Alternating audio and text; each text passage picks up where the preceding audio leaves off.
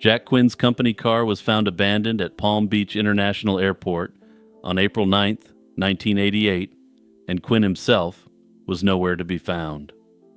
Earlier that day, the security executive had calmly loaded $1.3 million in cash into that car and driven off, only to vanish without a trace. He had pulled off a bold daylight heist and then disappeared into thin air, leaving a mystery that has now endured for nearly 40 years. Jack Quinn was the vice president and general manager of Federal Protection Services, a firm providing armed security for banks and businesses. On the quiet Saturday morning of April 9th, 1988, he arrived at the office as usual, and nothing seemed amiss as he went about his routine. Unbeknownst to everyone, he spent that morning moving that huge sum of cash from the vault into boxes without attracting any suspicion. After packing up the money, Quinn set his getaway in motion. He placed the looted funds into both his personal car and a company vehicle. Then he asked a co-worker, Harry Goldberg, to follow him to his house under the pretense of dropping off his personal car. Goldberg obliged, and at home, Quinn left behind his personal car, with about $100,000 in its trunk, and hastily told his wife goodbye. Harry then drove Quinn back to the office, not realizing he had just helped Quinn execute the first stage of the escape. From there, Quinn slipped into the company car, loaded with the remaining cash, and headed for the airport. At Palm Beach International Airport, Quinn parked the company car at around 5 o'clock that evening and quietly vanished. Investigators later found the abandoned vehicle, but there was no record of Quinn boarding any flight or taking a taxi from the airport. That night, when Quinn failed to come home, his wife grew anxious and called around, but no one knew where he was. By the next morning, she discovered the cash he'd left in their car, along with a letter from Quinn. In the note, he confessed he had done, quote, something wrong, and said he couldn't face the consequences of his actions. His wife, realizing she had been abandoned and not wanting to arouse any suspicion that she was in on it, immediately turned everything over to the police. Quinn's family would soon discover a variety of extremely concerning things about old Jack, and they would learn that he wasn't the man they thought he was at home.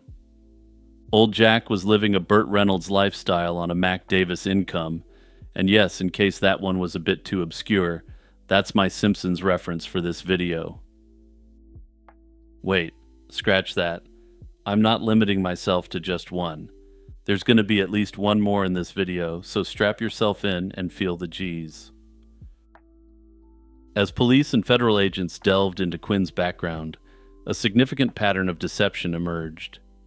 This wasn't the first time money had vanished on Quinn's watch, and the company suspected him in prior cash shortages, though nothing was proven.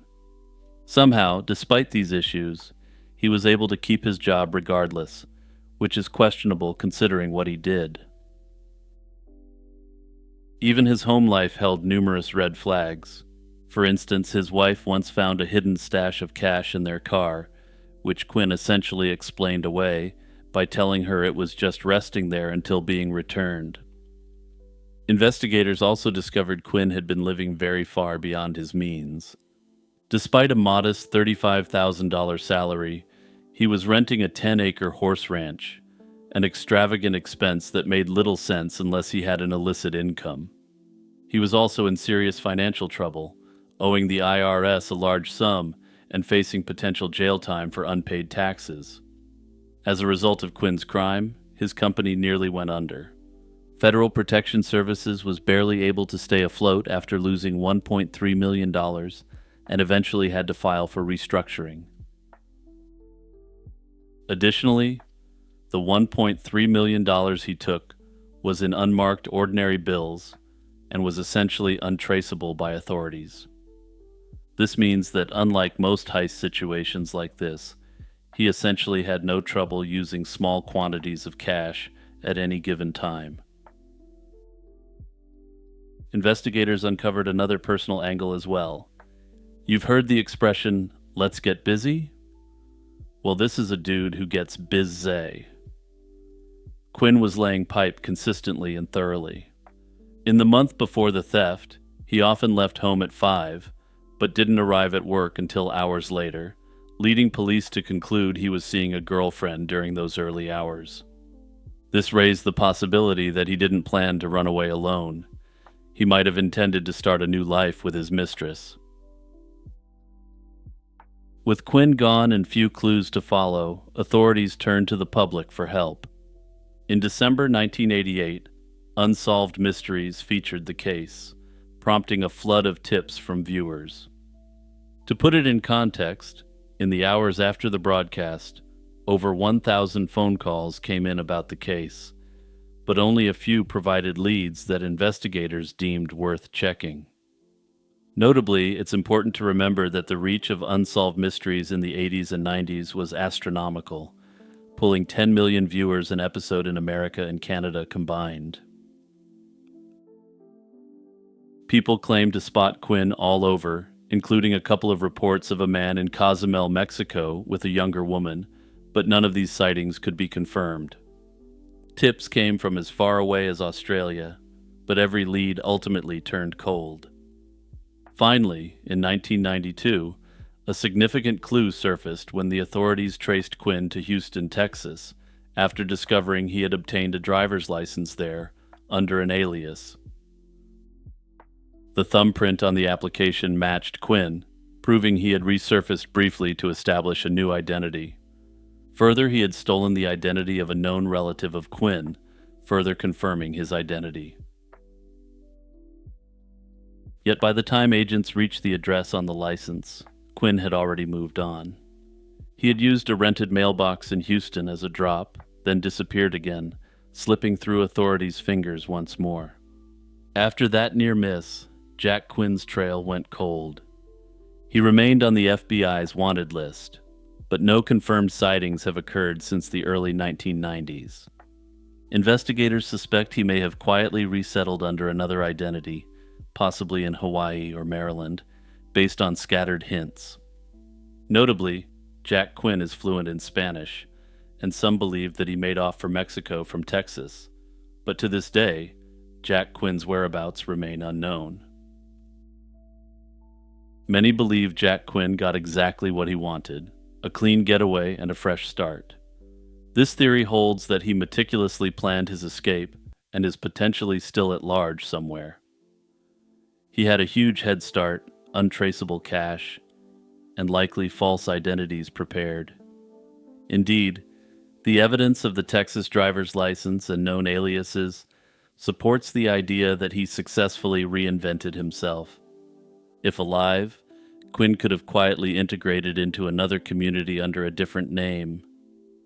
Over the decades, he may have spent his stolen fortune over the years while keeping a low profile. Others theorize that Quinn's escape may have ended in tragedy or betrayal. Perhaps he fell victim to someone who wanted the stolen money for themselves, or he encountered danger while on the run that led to his demise. At one point, investigators even wondered if Quinn never left Florida at all, suggesting his wife might have been involved in a double cross. Under this theory, his wife eliminated him and then turned over a fragment of the cash to the police to try to frame herself as the good guy. However, this idea was discounted once evidence showed Quinn was alive years later in Houston. Still, it's quite possible that he met with foul play after almost being caught in Houston. Some have theorized that he may have paid some bad hombres to transfer him and the loot south of the border, down Mexico way. Under this theory, in the process of transporting him, the nature of the cargo was found out, and Jack Quinn was eliminated, and the unmarked cash disappeared. Of course, this theory is entirely speculative, though given the amount of illicit traffic between the two countries, it doesn't seem entirely implausible. Almost 40 years later, the disappearance of Jack Quinn remains a compelling financial unsolved mystery. On December 17, 1967, Australian Prime Minister Harold Holt dove into the surf at Cheviot Beach in Victoria, and vanished without a trace. The disappearance of a sitting national leader during the tense Cold War era, no less, stunned the nation and captured the world's attention. In the days and years that followed, Holt's fate became one of Australia's most intriguing mysteries. It spawned official investigations as well as a whirlwind of conspiracy theories ranging from plausible to downright bizarre. Harold Holt was a strong swimmer and an outdoorsy, adventurous figure, so a midday swim was nothing out of the ordinary for him. On the morning of December 17th, 1967, Holt was relaxing near his holiday home in Portsea, Victoria, after wrapping up the year's final cabinet meeting a few days prior. That day, he drove with a small group of friends to Cheviot Beach, a secluded spot on the Mornington Peninsula known for its rough surf. Among the party were Holt's neighbors, Marjorie Gillespie and her daughter, along with two family friends, Martin Simpson and Alan Stewart. The Prime Minister, then 59 years old, was keen to cool off in the ocean. As they arrived, they noticed the sea was particularly turbulent, and witnesses later described the tide as the highest they had seen. The waves were noted to be up to 8 feet high, and there was a powerful undertow churning the water. Despite these intimidating conditions, Holt reportedly brushed aside concern. He had often swum at Cheviot Beach in choppy conditions, and even told his press secretary on another occasion, half-jokingly, not to worry about his risky hobby. Specifically, he even joked that there was no chance he would be pulled out to sea in the undertow. With characteristic confidence, Holt declared he knew the beach like the back of his hand and headed straight into the surf without hesitation. Simpson and Stewart followed him in at first, but quickly thought better of it. Simpson stopped when the water reached his knees, feeling a strong undercurrent that made wading further dangerous. Stewart tried to swim after Holt, but was caught by a strong undertow and turned back after realizing how powerful and frightening the current was. The others watched Holt boldly continue swimming into deeper, choppier waters. Marjorie Gillespie particularly kept an eye on him as he moved further out from shore, at one point noticing the water around him appeared to be boiling with turbulence. And you may wonder why I'm specifically highlighting Marjorie here, and well, stay tuned, but it's basically what you're thinking. Then, in an instant, to the surprise of no one and everyone all at once, Harold Holt was gone. One moment he was visible in the surf, and the next, the turbulent sea had seemingly swallowed the Prime Minister up. He didn't cry out or signal any distress as he disappeared, and according to Gillespie's account, there was no indication he was in trouble. Realizing something was terribly wrong, the group on the beach began to panic and get to high ground to look for any sign of him. The disappearance of a national leader triggered an immediate and intense response. Local police, naval divers, and rescue teams were mobilized with astonishing speed. Within an hour of Holt's last sighting, helicopters were patrolling over the coastline, and professional divers tethered to safety lines were battling the surf. By nightfall, nearly 200 personnel had descended on Cheviot Beach to join the search. It quickly became the largest search and rescue operation in Australian history outside of times of conflict. Searchers combed the shoreline, waters, and rocky coves for any trace of the Prime Minister, using boats and aircraft to survey a wide area. However, despite their massive mobilization, there was no sign of Holt whatsoever. Australia was left reeling at the unthinkable reality that its Prime Minister had simply vanished in the ocean. Over the next few days, the search continued with unwavering determination but dwindling hope. Conditions remained perilous. The sea was described as a washing machine, with heavy swells, turbid water, and strong riptides hampering divers' efforts. At one point, A small rescue boat even capsized in the rough seas, underlining the risks rescuers faced. Also, just as a quick aside, this really underlines how irresponsible the Prime Minister was being. He had to know that by engaging in a highly risky activity like this, he'd likely also be endangering future potential rescuers if something went wrong. In general, I prefer when world leaders don't engage in risky personal hobbies while serving in office. As the first day turned to night and then to the next morning, officials grew grim about the likelihood of finding Holt alive. On December 18th, amid gale force winds and driving rain, an ABC radio bulletin somberly announced there was no meaningful chance of finding Holt alive. Indeed, the operation had shifted from a rescue to a recovery mission by that point. After about 5 days, the large-scale search was scaled back on December 22nd due to the lack of results and persistent dangerous weather.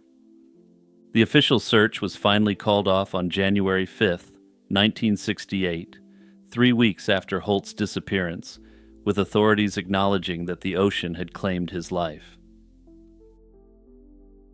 In the immediate aftermath, the Australian government and public had to grapple with the shock and the practical implications of Holt's loss. Just 2 days after he went missing, on December 19, 1967, Harold Holt was officially removed from office, and the Deputy Prime Minister was sworn in as caretaker leader. A memorial was attended by dignitaries from around the world, including President Lyndon B. Johnson and Britain's future King Charles III. Despite the enormous media attention and public grief, the government initially decided not to hold a formal public inquiry or coroner's inquest into the incident. Instead of an inquest, a joint report was prepared by the Commonwealth and Victoria Police and submitted in January 1968 to document what was known. This report, based on witness statements and the extensive search operation, concluded there was no indication of anything sinister. Holt's last day had followed a normal routine. His demeanor was unremarkable, and he had knowingly gone swimming in hazardous conditions. The report surmised that the turbulent surf and rip currents at Cheviot Beach simply overwhelmed him. To explain why a body never washed up, investigators noted several possibilities. Holt's remains could have been carried far out to sea by powerful tides, consumed by notoriously unfriendly Australian marine life, or lodged in underwater crevices along the shoreline. In short, the official view was that Holt's death was a misadventure of the sea, not a matter of foul play. The Australian government, accepting this conclusion, deemed no further inquiry necessary at the time. Even as officials settled on a straightforward explanation, many people found it hard to accept that a prime minister could simply vanish in broad daylight due to an accident. The extraordinary nature of Holt's disappearance, occurring in an era rife with espionage and communist paranoia, meant that conspiracy theories flourished in its wake. In the absence of a body or definitive proof, speculation filled the void. Over the years, a colorful array of theories and rumors have emerged, attempting to explain what really happened to Harold Holt. These range from sober conjectures to wildly imaginative fantasies, and I'm going to start off with the most absurd mainstream theory and work to what may be the actual sad reality. Perhaps the most infamous theory is that Holt didn't drown at all, but was abducted or picked up by a Chinese submarine. In this narrative, Holt was allegedly a spy for Red China, who needed to be extracted suddenly. According to this tale, on the day of his disappearance, Holt rendezvoused with a Chinese midget submarine lurking off Cheviot Beach. No evidence of foreign submarines was ever found, though this theory remains a staple of the folklore that sprung up around Holt. Under this theory, Holt lived out the remainder of his life in China, never again returning to his homeland. Notably, Some conspiracists have pointed out that this theory may have intentionally been made to look silly, to distract from what really happened to the Australian Prime Minister. Another conflict-flavored theory speculates that the Central Intelligence Agency was somehow involved in Holt's demise. Proponents of this theory suggest that Holt might have been wavering in his support for the Vietnam War and was perhaps on the verge of pulling Australia out of the conflict. The conspiracy claims that the CIA arranged to remove Holt before he could change course on Vietnam. That said, there's no solid evidence whatsoever that Holt planned to reverse policy, nor any evidence of CIA involvement. Some have theorized that Harold Holt staged his own disappearance to start a new life, perhaps driven by personal or romantic reasons. This line of speculation gained traction from the fact that Holt was revealed to have had extramarital affairs. In particular, it was widely rumored, and later confirmed, that Holt had a long-time intimate relationship with Marjorie Gillespie, the friend from the beach that day. This fueled gossip that Holt might have faked the whole thing to run off with a lover. One version even suggests he arranged for a boat or submarine to pick him up after he disappeared under the waves, so that he could secretly escape overseas with his mistress. It's a dramatic story, but there is no evidence to support any aspect of it, and Marjorie Gillespie never appeared with a new German boyfriend named Helmut Holzheimer. A more somber hypothesis that arose in some circles was that Holt's passing was actually something much sadder. Australia in 1967 was facing mounting protests over its involvement in the Vietnam War, and Holt personally was under pressure as his government's popularity waned. Some wondered if the Prime Minister, feeling politically embattled, chose to go out on his own terms by just swimming until he couldn't swim anymore. Notably, he absolutely loved the water, and swimming was his favorite activity. Further, some have suggested that it seemed like he was in unnaturally good spirits, given how choppy the water was and the danger he faced. Nearly 6 decades later, the disappearance of Harold Holt continues to fascinate. In Holt's case, the most logical explanation is also the simplest. He overestimated his ability to conquer a very dangerous ocean spot and paid with his life. All available evidence and official investigations support the conclusion that Holt drowned due to natural causes. That said, personally, the theory that he went for one last swim, going out in a blaze of glory at his favorite spot, seems like it could potentially be accurate. Hey everyone, Jimmy here as usual with a shout out to all subscribers, YouTube members, and patrons. Also, I've got 2 podcasts on the go now, one for my history content and one for my true crime content, so check those out in the description. The rolling landscape of Exmoor is a vast expanse of wilderness straddling the counties of Devon and Somerset, and has long been a place of quiet beauty and ancient folklore. It's a land of wild ponies, red deer, and a place where the modern world can feel distant. But in the spring of 1983, this pastoral tranquility was shattered by a series of events that would birth a modern legend. On a farm near the town of South Moulton, a local farmer named Eric Lay began to suffer devastating losses to his flock. He had lived in the area his entire life, and he knew that this wasn't the work of a common fox or a stray dog or any other animal that should be living in the area. Over a period of just 2.5 months, Lay lost more than 100 sheep in a brutal and systematic slaughter. What truly horrified the farming community and captured the attention of the national press wasn't just the scale of the attacks, but its chillingly precise method. The sheep were found with their throats viciously ripped out, a technique characteristic of a large feline predator. In that moment, a local mystery became a national obsession, and the shadowy predator was given a name that would echo for decades: the Beast of Exmoor. As news of the sheep slaying spread, a flood of eyewitness accounts began to surface, many predating the 1983 incident, but now given a terrifying new context. From these disparate sightings, a remarkably consistent portrait of the creature began to emerge. Witnesses from the 1970s through to recent years have overwhelmingly described a large, muscular feline, frequently compared to a panther or a mountain lion. Its size is often likened to that of a large dog, such as a Labrador or German Shepherd, but its movement is described as unmistakably cat-like. And yeah, that's an Alsatian for all my UK-based listeners. The creature's coat is almost always reported as being solid black or a very dark gray or brown, with a long, thick tail that is a key identifier. Some accounts add finer details, such as piercing green or emerald eyes glimpsed in the dark, and a formidable athletic ability, including the power to leap over 6-foot-high fences with ease.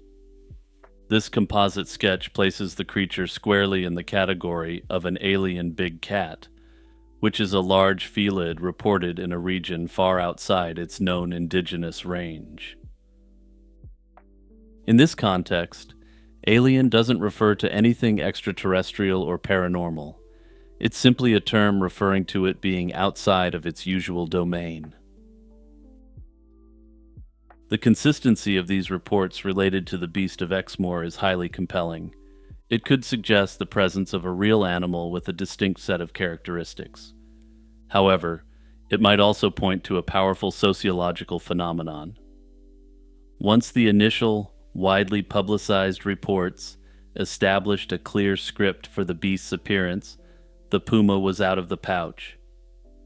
Subsequent sightings of ambiguous shapes in the twilight may have been unconsciously molded to fit this pre-existing narrative.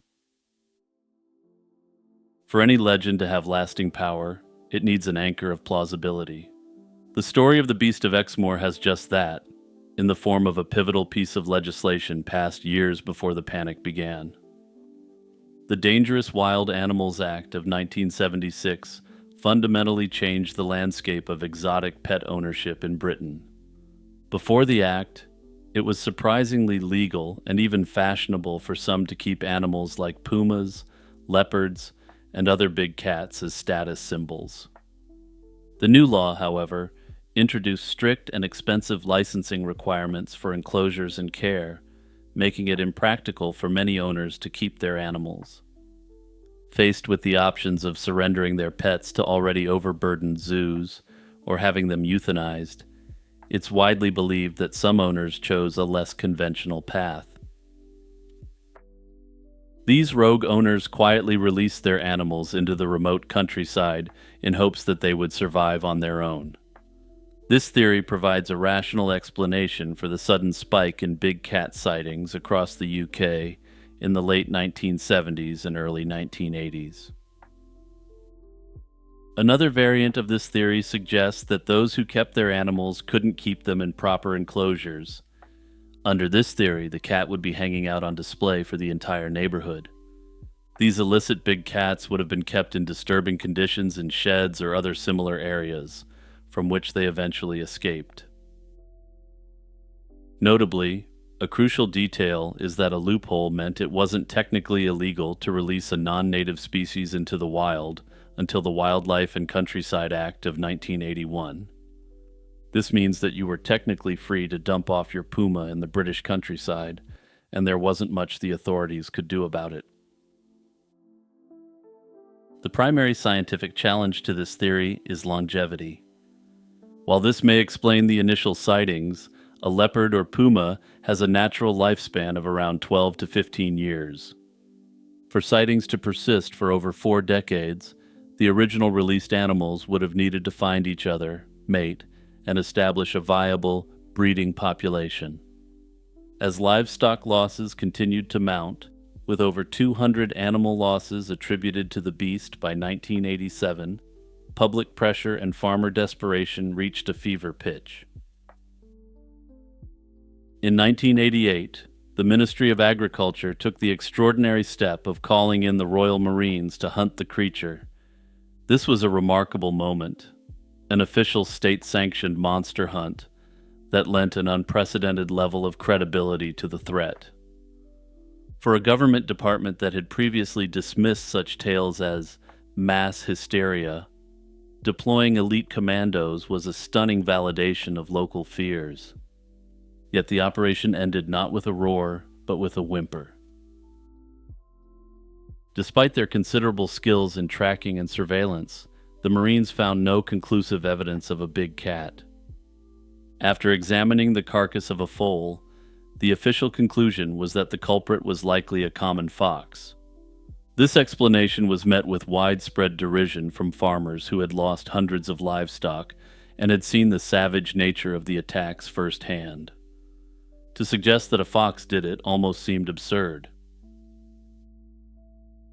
This moment created a permanent schism between the official story of skepticism and misidentification and the folk knowledge of the local community. At present, this is where the lines have been drawn, with the official version of events being that no large cat ever stalked Exmoor. However, the farmers who inhabit the area tell a very different story and cite attacks that couldn't have been chalked up to ferocious fox. In my view, as far as cryptids go, the Beast of Exmoor is perhaps one of the most likely candidates for having been real at some point. There was a law passed that provided an incentive for owners to dump their exotic cats into the British countryside, and coincidentally the report started shortly after. That said, I do think there likely is an element of mass hysteria to the Beast of Exmoor story, since it became easy to attribute any weird occurrence with livestock to the creature. Notably, as a bit of a postscript to this story, there was a puma captured in Scotland in 1980 that ended up living out the remainder of its life in a zoo. Further, in January 2025, 2 tamed lynx were captured, also in Scotland, and 2 more lynx were spotted later in the year, suggesting they may have been breeding in the area. On a chilly evening in March 1974, a quiet Pittsburgh suburb was shaken by a terrible discovery. Police found the lifeless body of 23-year-old Annette Tokars lying in a shallow creek in Hopewell Township. The young woman had been forcefully drowned, a brutal end that sent shockwaves through the community. For Tokars's family, it was the beginning of a nightmare that police now officially claim has been solved. And as you may have guessed from my phrasing, I'm not entirely convinced, but we'll get to that. The tragedy unfolded on March 6, 1974. That night, Annette crossed paths with fate in the most devastating way. She had been out that evening, and according to one acquaintance, she was last seen leaving a local bar with an unidentified man. When she didn't return home, concern grew quickly. The next morning, police officers made a grim discovery in Hopewell Community Park. They found Annette's body face down in a shallow creek within the park grounds. Investigators determined that she had been forcibly held underwater until she drowned. The serene park, normally a spot for picnics and neighborhood gatherings, was now a chilling crime scene cordoned off by yellow tape. Unfortunately, Annette's family learned of her death in the most heartbreaking and impersonal way from a television news report. Her mother was watching the nightly news when the announcer spoke of an unidentified young woman found dead in Hopewell Township. Realizing with horror that it might be her missing daughter, Annette's mother was soon confronted with the unthinkable confirmation. The family's worst fears were realized at the morgue when they identified the Jane Doe as Annette. In the immediate aftermath of the slaying, local law enforcement sprang into action, determined to find whoever was responsible. Detectives interviewed friends, acquaintances, and witnesses who had seen Annette in her final hours. Early on, one name caught their attention: Cornelius McCoy. McCoy was a man who knew Annette and had reportedly seen her on the night of March 5, 1974, just hours before her body was found. He told police that he last saw Annette leaving a bar with another man, which immediately made McCoy both a key witness and a potential suspect. In fact, for a time, investigators focused on McCoy as the prime suspect. Despite their suspicions, police in 1974 struggled to build a case against McCoy or anyone else. The forensic science of the era was primitive by today's standards. Investigators had to rely on old-fashioned detective work, interviews, alibis, and circumstantial clues. McCoy claimed he was innocent, and indeed, he had told police that Annette left with another man, hinting that someone else might be responsible. Detectives followed other leads too. They took note of Annette's on-and-off boyfriend, a man named Wilkie Sims, who was interviewed at the time. Sims told police he hadn't seen Annette in 2 months and that he had been out of town in West Virginia when she was slain. Notably, it appears that this alibi wasn't meaningfully checked out at the time, which you're going to want to keep in mind for later. With no physical evidence to tie anyone to the crime and conflicting accounts of Annette's last movements, the case hit a wall. The police lacked the proof needed to charge McCoy, Sims, or anyone else, and as the months went by, the trail grew colder. As 1974 turned into 1975 and then into the late 1970s, Annette Tokars's case languished without resolution. The community of Hopewell Township was unnerved that the perpetrator hadn't been brought to justice, but leads were virtually non-existent. Annette's family continued to grieve and wonder, keeping her memory alive even as the investigation stalled and the case officially went cold. The cops continued to believe that Cornelius was likely, though not certainly, responsible, given that he was the last person who had seen her. Cornelius passed away around 2007, taking any secrets he had with him to the grave. With McCoy dead and no new information, it seemed the truth of what happened that night in 1974 might never be known. But Annette's case was never completely forgotten. Her sisters and other loved ones carried the hope that someday they might get answers. They held on to the idea that Annette's life mattered and that someone out there knew what happened. Little did they know, it would take over 5 decades and a new generation of detective work before that hope was apparently realized. The stage was set for what has been claimed to be an extraordinary breakthrough. However, it would require advancements in science and the sheer persistence of a detective who refused to let the case stay cold. In 2017, a seasoned investigator named Patrick Young came across Annette Tokars's case file while working at the Beaver County Detective Bureau. Young, who had been in law enforcement since the mid-1990s, had a passion for cold cases and a knack for uncovering long-buried clues. When he learned about Annette's unsolved slaying, he was intrigued and moved. Here was a 23-year-old woman whose life had been brutally cut short, and for over 40 years no one had answered for the crime. Young made a decision that would change everything. He would dedicate himself to finding out who ended the life of Annette. Chief Detective Young carefully reviewed the old case notes, photographs, and reports. He noted the names of the people involved, including Cornelius McCoy and Walton Sims, and the dead ends that earlier detectives had faced. One thing in the file stood out to him: a leopard print coat that Annette had been wearing on the night of her death. That coat had been collected as evidence back in 1974. Thanks to careful preservation, it remained intact in the police archives. Young wondered if modern forensic technology could reveal something that 1970s science could not. The original investigators had no way to test the coat for DNA, but now, decades later, that was about to change. Detective Young sent Annette's clothing and other preserved evidence for advanced forensic testing. In the lining of that leopard print coat, Analysts discovered a stain that yielded a small quantity of DNA. It was a stunning find, and if the authorities' theory is accepted as correct, it's essentially a genetic fingerprint left behind by the perpetrator.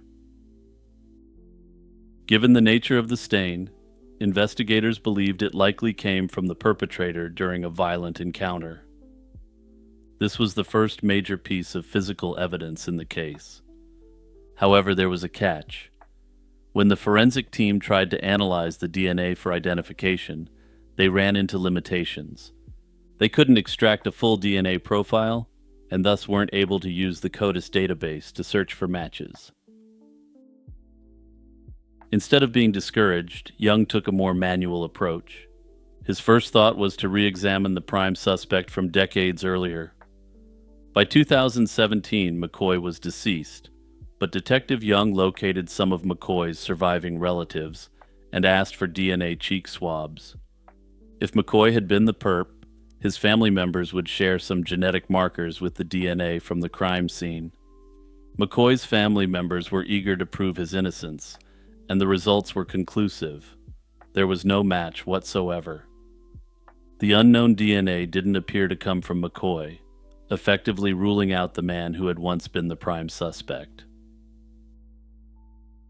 By the early 2020s, investigative genetic genealogy had emerged as a powerful tool for solving cold cases. Detective Young decided it was time to try what was then still an unconventional approach on Annette's case. This genealogical research led Detective Young to several individuals who turned out to be relatives of the person who left DNA on Annette's coat. Using those genetic leads, Young built out family trees and zeroed in on a particular family name that kept appearing, Sims. This was a familiar name from the original case file. In fact, Wilkie Sims, Annette's ex-boyfriend, had been mentioned in the 1974 investigation notes. Detective Young now had a strong circumstantial case pointing to Sims. However, solid proof was needed to conclusively tie the DNA to him. There was an immediate complication. Sims couldn't be interrogated or asked for a DNA sample because he had died in 2015. But even death wouldn't let him escape scrutiny. Young found that Sims had children, and one of them could potentially provide the key to confirm his guilt. In 2023, armed with a court order, the detective obtained a DNA sample from one of Walton Sims's sons. Young sent the two samples, one from the crime scene and one from the relative, to a laboratory for analysis. The waiting period was tense, but the results were definitive. Wilkie Sims had left the genetic material there. Beaver County authorities publicly named Walton Sims, the former boyfriend who had long been in the case file's shadows, as the perpetrator. Okay, so if you're a regular viewer of any of my channels, I suspect you may already have guessed that I was going to add some additional commentary at the end of this segment. Personally, I have a lot of problems accepting that Wilkie Sims did it, and I suspect this wouldn't have been said officially if the man was still alive at the time. Although investigators linked the coat DNA to the Sims family, Wilkie Sims was a documented ex-boyfriend of Annette's, and everyone accepts this to be fact. This offers a straightforward and potentially innocent explanation for his genetic material to appear on her clothing. Normal consensual contact could easily explain how this sort of biological material ended up on the coat. Further, there's no evidence to indicate that this biological material actually came from the night of the attack. Wilkie Sims claimed that he was in West Virginia at the time, and if the biological evidence was found fresh with evidence of an indecent assault, this would be entirely different. In that case, I think the evidence would be sufficient to say that he was likely the responsible party, but that's not the evidence as it's presented to us. Crucially, there's nothing whatsoever in the way of independent corroboration to make this theory work. For example, there's no reliable eyewitness placing Sims with Annette that night. Further yet, there are no other forensic links tying him to the scene whatsoever. Given those gaps, a jury could reasonably accept innocent explanations for the DNA and conclude the evidence doesn't eliminate reasonable doubt. However, here, of course, there never will be a jury, and the evidence will never be subjected to the rigors of a trial. Based on the evidence alone, I just simply don't see that there's enough here to stop investigating this case. It's very possible that the true monster that attacked Annette that night can now rest easily, knowing the case is fully closed. Anyway, this isn't the first time I've seen this sort of weak logic applied to cold cases where the supposed perpetrator is already deceased. It offers a convenient excuse to close out a cold case while placing the blame on someone who can no longer say anything to counteract what the authorities say. It may give some comfort to the families involved, but upon closer examination, in a case like this, it shouldn't, since there would have never been enough evidence to convict Sims.